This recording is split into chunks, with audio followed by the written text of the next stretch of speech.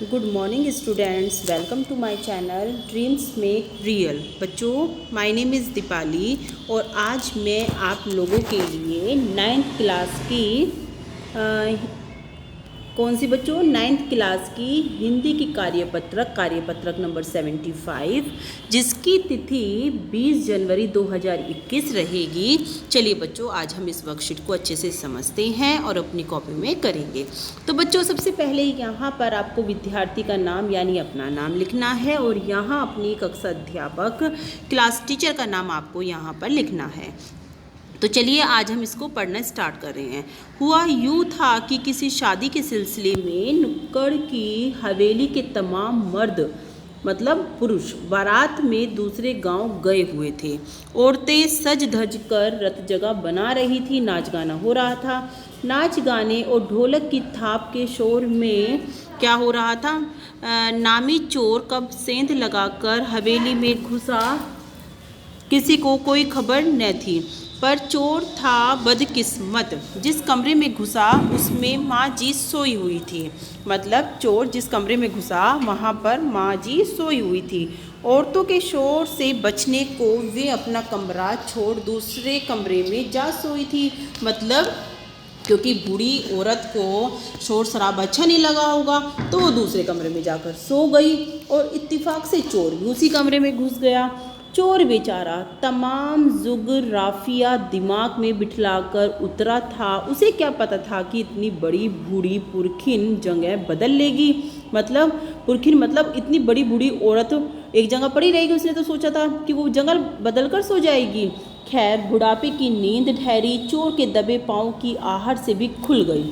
देखो बच्चों, आप देखते हैं ना कि कभी कभी बुढ़ापे में आपने अपनी दादी नानी वगैरह को देखा होगा कि आप जैसे ही कमरे में जाते हो और आपकी दादी सो रही है तो एकदम से उनकी आँख खुल जाती है, हल्की सी आहट से भी, है ना। होती ही कुछ ऐसी है बुढ़ापे की नींद कि हल्की सी आहट से भी मतलब नींद खुल जाती है। तो दादी की भी आँख, वो बूढ़ी दादी जो औरत थी उसकी भी आँख ऐसे ही खुल गई।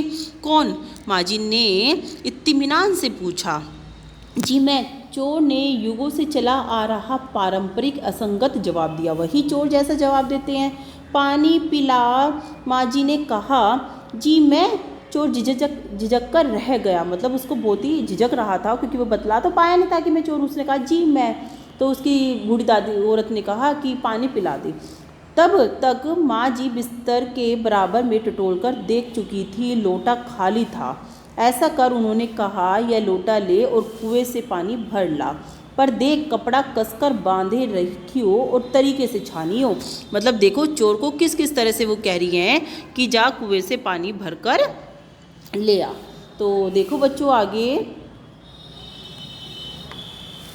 ठीक है। तब तक माँ जी बिस्तर के बराबर में टटोल कर, मतलब ये हम पढ़ चुके हैं कि तरीके से छान लियो। चोर घबरा गया था। अंधेरे में इन्होंने कैसे जाना कि उसके मुंह पर कपड़ा बंधा है। चोर को भाई जहाँ पर गलती होगी तो पकड़े जाने की संभावना तो होती ही है, अंदर से डर तो लगा ही रहता है। तो चोर को लगा कि इसने मुझे पहचान लिया है, इसको कैसे पता कि मेरे मुंह पर कपड़ा बंधा है। और कमर में भगवान से उनका तार जुड़े होने की खबर उसे थी, पर बुढ़िया भांग भी छानती होगी, एकदम यकीन न हुआ। इसी से कुछ हैरान परेशान और उठा। चोर को लगा कि बुढ़िया तो बड़ी तेज है, मतलब इसने इतनी सी जरा सी बात भी भाप ली कि मेरे मुंह पर कपड़ा बंधा हुआ है। जल्दी कर भाई। तभी माँ जी ने कहा, बड़ी प्यास लगी है, पर मैं तो चोर हूँ। मारे घबराहट और धर्म संकट के चोर सच कह गया, है ना। मतलब उसको इतनी घबराहट हो गई कि उसने सच बोल दिया कि मैं तो चोर हूँ, मैं पानी कैसे ला सकता हूँ।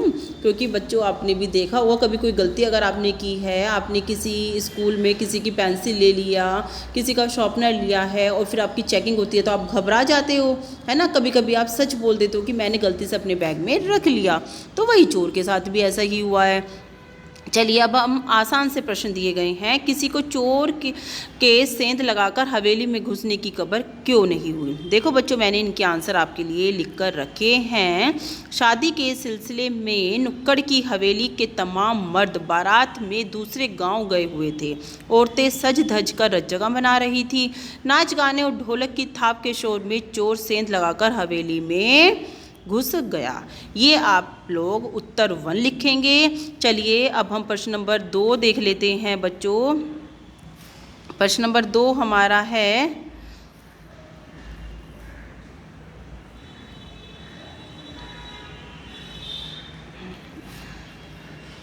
देखो बच्चों प्रश्न नंबर 2 देखते हैं। लेखिका ने चोर को बदकिस्मत क्यों बताया? इस गद्यांश और पाठ के आधार पर लेखिका की मां के व्यक्तित्व की क्या क्या विशेषताएं उभर कर आती हैं, लिखिए। और चोर क्यों घबरा गया? इन सब के उत्तर मैंने आपके लिए लिख कर रखे हैं। चलिए जल्दी से एक बार देख लेते हैं। उत्तर 2 लिखेंगे आप लोग कि लेखिका ने चोर को बदकिस्मत इसलिए बताया क्योंकि गलती से चोर एक बूढ़ी औरत के कमरे में घुस गया था जो सो रही थी, लेकिन चोर के दबे पांव की आहट से भी उस बूढ़ी औरत की आंख खुल गई और चोर पकड़ा गया। देखो बच्चों, और उत्तर 3 आप लोग लिखेंगे कि इस गद्यांश के आधार पर लेखिका की माँ के बारे में, क्योंकि इसमें पूछा गया है कि लेखिका की माँ के व्यक्तित्व और उनकी विशेषताओं के बारे में बताओ। तो लेखिका की माँ के बारे में पता चलता है कि लेखिका की माँ एक धार्मिक स्वभाव की महिला थी और बहुत तजुर्बेदार थी, तभी उन्होंने चोर की आहट को भी पहचान लिया था। साथ ही वह सच बोलना और परिवार में प्रेम बनाए रखना चाहती, क्योंकि सारी ही बड़ी औरतें ऐसी ही होती हैं, सच बोलती हैं, परिवार में चाहती हैं कि प्रेम बना रहे। और चोर क्यों घबरा गया था बच्चों? चोर इसलिए घबरा गया था क्योंकि उसको लगा कि उस बूढ़ी औरत ने उसको पहचान लिया है और अब वह उसको पकड़ लेगी। पकड़े जाने के डर से वह घबरा गया था, तभी तो उसने बोल दिया था कि मैं तो एक चोर हूँ, है ना। और बच्चों प्रश्न 5 आपका है कि आपको एक क्या करना है, आपको एक संवाद लिखना है। लेखिका ने माँ जी और चोर के बीच के संवाद को बहुत रोचक रूप से यहाँ रखा। आप भी इस बातचीत को आगे बढ़ाते हुए एक रोचक संवाद लिखें कि आगे क्या हुआ होगा। देखो बच्चों, चोर तो पकड़ा गया, चोर ने कबूल कर लिया कि मैं तो एक चोर हूँ। अब मैंने संवाद ऐसे बना दिया है, आप लोग अपनी इच्छा से बना देना। माँ कहती है कि क्या तुम चोर हो? चोर कहता है कि हाँ माँ जी, आपके तजुर्बे ने मुझे पहचान लिया है। माँ कहती है कि बेटा ऐसे ही धूप में मेरे बाल सफ़ेद नहीं हुए हैं।